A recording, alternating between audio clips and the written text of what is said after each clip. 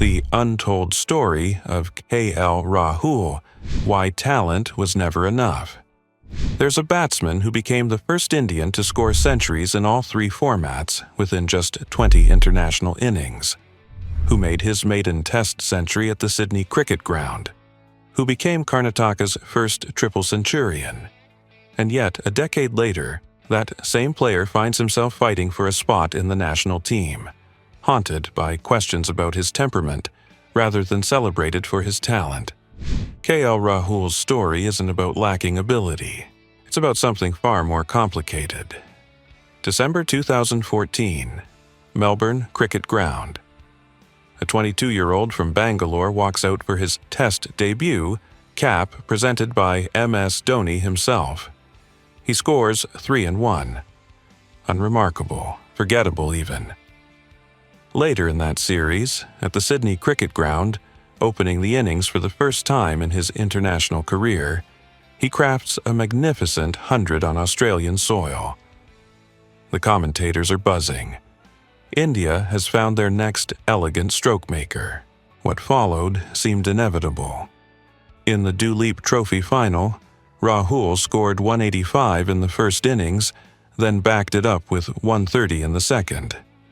Player of the match, called up for the Australian tour. Then came the triple century, 337 against Uttar Pradesh, making him Karnataka's first ever triple centurion. He finished the Ranji season averaging 93.11. These aren't numbers, they're statements. His ODI debut, a century, an unbeaten 100 on ODI debut against Zimbabwe. First Indian ever to score a ton on ODI debut, man of the series.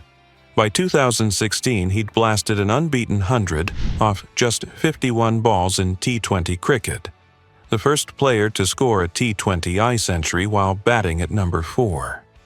In his 20th international innings, he became the fastest batsman to score centuries across all three formats, beating Ahmed Shehzad's record by 56 innings. You're watching a generational talent announce himself to the world. So, what happened? Fast forward to today. Rahul has played 62 tests, scored 3,765 runs at an average of 36.20, 10 centuries, 1950s. His best score is 199. On paper, these are respectable numbers, but for a player of his caliber, his technique, his temperament, they feel incomplete. Sanjay Manjrekar put it perfectly, saying there are no obvious weaknesses in Rahul's batting, no loopholes in his defense or attack. The only issue? Carrying his form. That's the puzzle, not ability, consistency. Take the Border-Gavaskar Trophy as an example. Rahul started brilliantly, leaving deliveries outside off-stump with the discipline of a monk, while wickets tumbled around him. 2 half-centuries in the first 3 tests. Experts predicted this would finally be his breakthrough tour, the series where he'd cement his legacy. Then came the final phase of the series.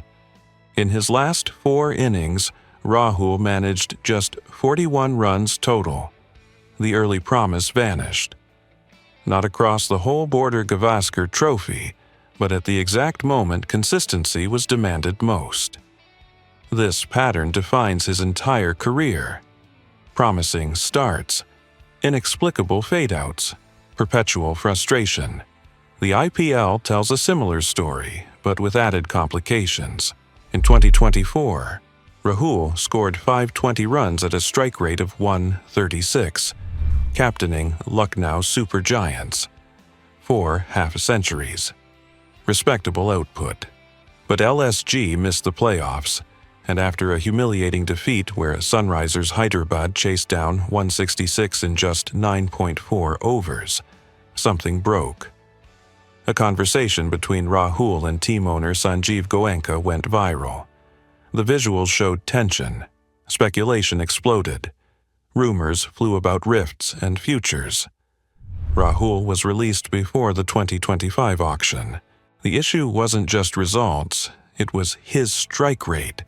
failing to breach 140 for multiple seasons. His power play strike rate in 2025 sat just over 115, among the lowest for openers facing more than 100 balls in that phase. While Virat Kohli adapted, Rohit Sharma evolved, and Shubman Gill accelerated early, Rahul seemed frozen. The last traditional anchor in a format that had moved on. His captaincy record: 64 IPL matches, 31 wins, 31 losses, 2 ties, a 48.43% win rate. Compare that to his international captaincy, 66.66% across all formats, and you see the disconnect. He leads well for India, but struggles in the pressure cooker of franchise cricket. Then came the moment that would define public perception for years. November 2023, the World Cup final. India versus Australia. Ahmedabad. Rahul top-scored with 66 runs off 107 balls as India limped to 240. Australia cruised to victory by 6 wickets. The backlash was immediate and brutal. Social media exploded. Experts dissected every dot ball. 1 year later, on the anniversary of that match, platforms flooded with abuse directed at Rahul. He'd become the scapegoat for India's biggest disappointment. The cruel irony. Earlier in that same tournament, Rahul had scored one of the fastest World Cup centuries by an Indian, reaching 3 figures in just 62 deliveries against the Netherlands. But nobody remembers the explosion. They remember the caution when aggression was needed most. That's the curse of inconsistency. Your failures define you more than your brilliance ever could. Here's what makes it worse. The mental side has always been Rahul's Achilles heel. He's admitted it himself. In interviews, he's talked about overthinking, about getting too intense, about the pressure building until it suffocates natural instinct.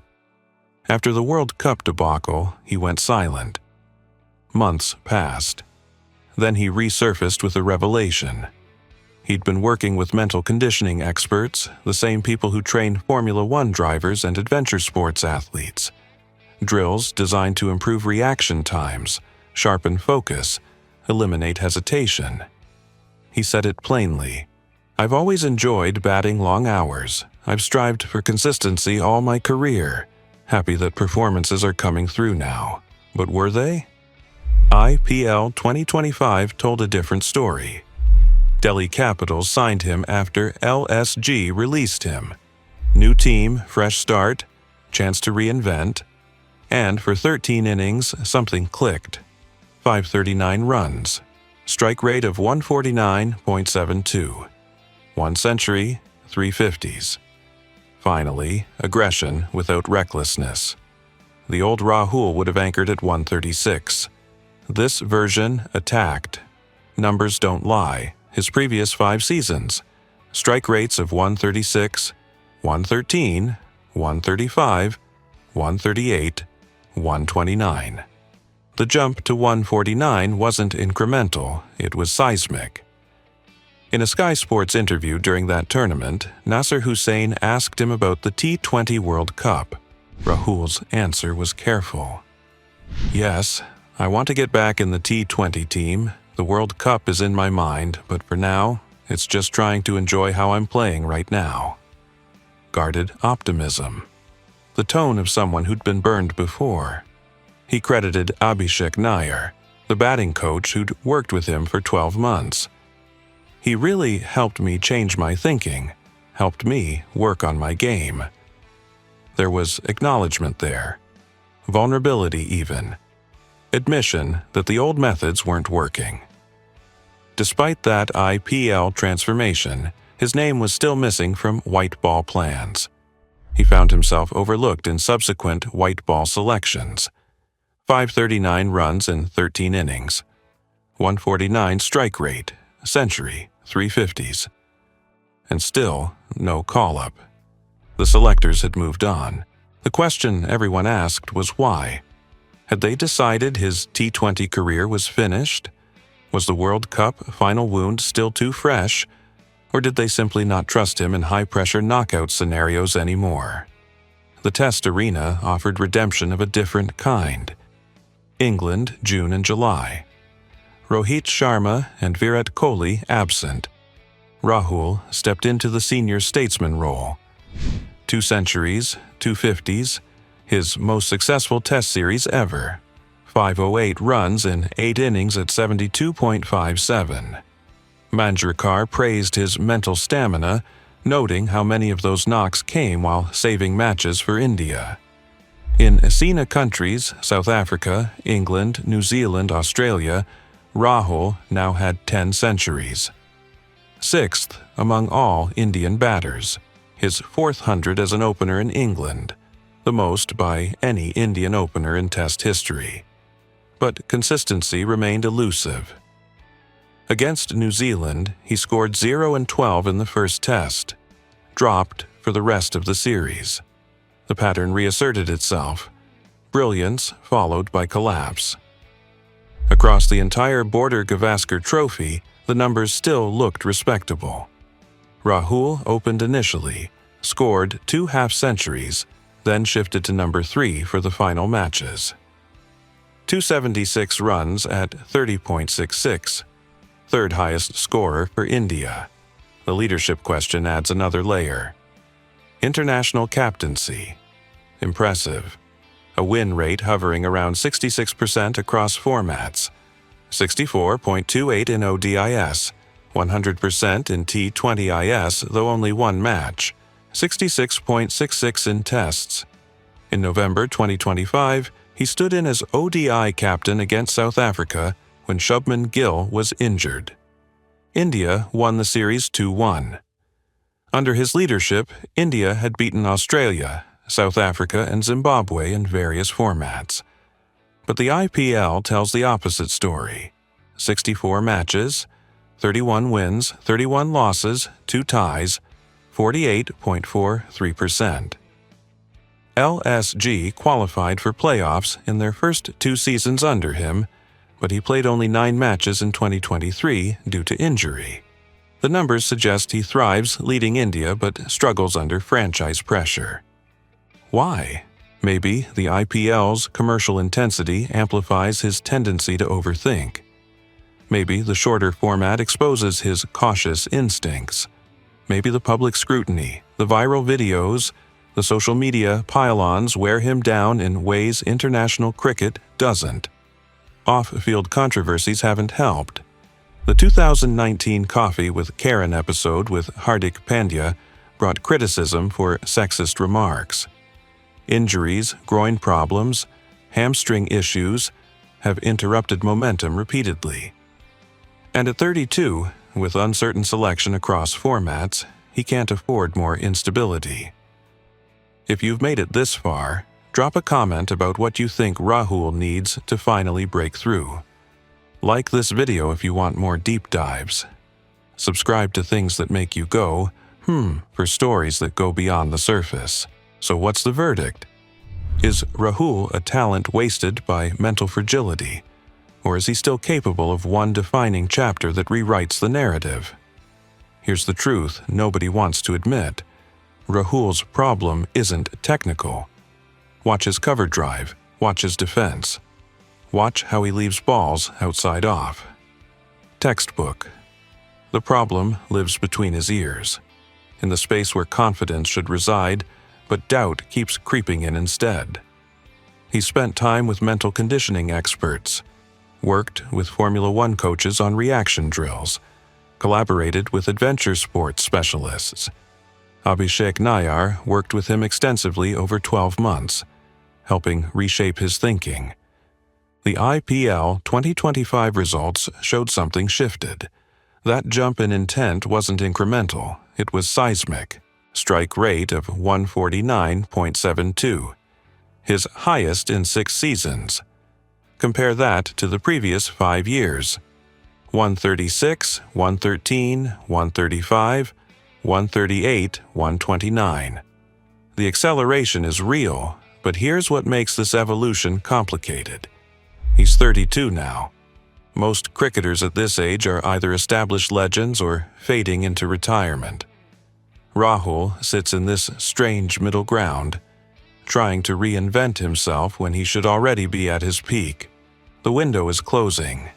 Every series matters. Every innings carries weight. In that Sky Sports interview with Nasser Hussain, Rahul said something revealing. "Yes, I want to get back in the T20 team and the World Cup is in my mind, but for now it's just trying to enjoy how I'm playing right now. Enjoy, that word stands out." Because enjoyment and pressure rarely coexist in Rahul's career. When he enjoys batting, he scores triple centuries in Ranji Trophy. When pressure mounts, he scores 66 off 107 in World Cup finals. Delhi Capitals gave him something LSG couldn't: freedom. He wanted to start fresh, explore options, find an environment where he could breathe without constant scrutiny. No viral videos of owners shouting at him. No debates about his strike rate after every match. Just cricket. The results speak. He became Delhi Capital's most reliable batter, finally aggressive, finally trusted, finally free. Yet the Asia Cup squad didn't include his name. That entire IPL surge meant nothing to selectors. The World Cup remains a distant dream. Why? Maybe they remember the final too well. Maybe they've decided his test success doesn't translate to white ball dominance. Seems to be fielders everywhere on that leg side. Maybe they just don't trust him when everything's on the line. Found the gap. Or maybe they're waiting, watching, seeing if this new version of Rahul, the one who hits at 150, can sustain it beyond one IPL season. Because consistency remains his ghost, the thing that haunts every achievement. 3,765. Test runs at 36.2. For someone with his talent, that average feels like underachievement. 10 centuries, 1950s. Best score of 199, agonizingly close to a double century. 17 international centuries total. 8 in tests, 7 in ODIS, 2 in T20IS. The only Indian to score a century on ODI debut. Fastest to score centuries in all 3 formats.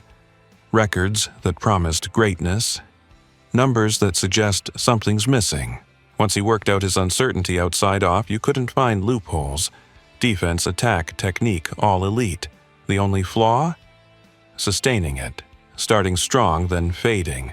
Brilliance followed by mediocrity. The pattern repeats endlessly. So what happens next? England Test Series later this year. He's in contention. If he replicates his previous England success, scores another 500 runs, averages above 70, he cements his test spot.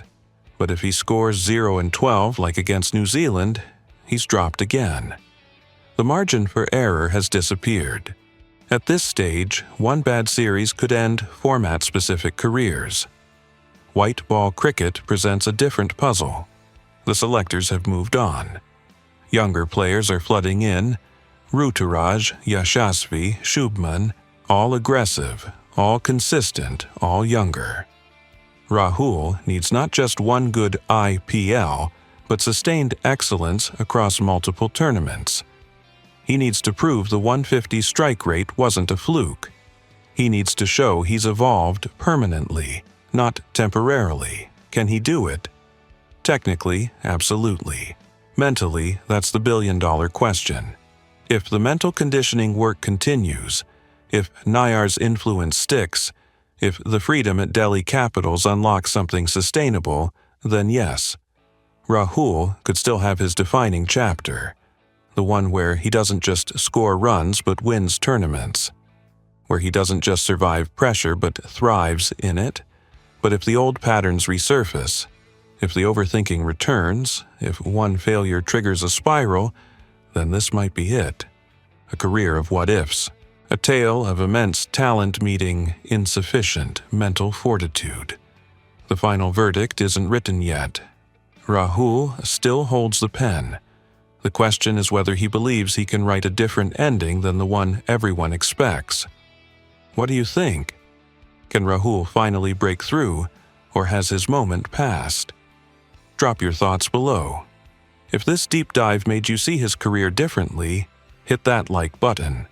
And subscribe to Things That Make You Go, for more stories that peel back the surface. Because sometimes the most fascinating stories aren't about success or failure, but about the war between potential and psychology.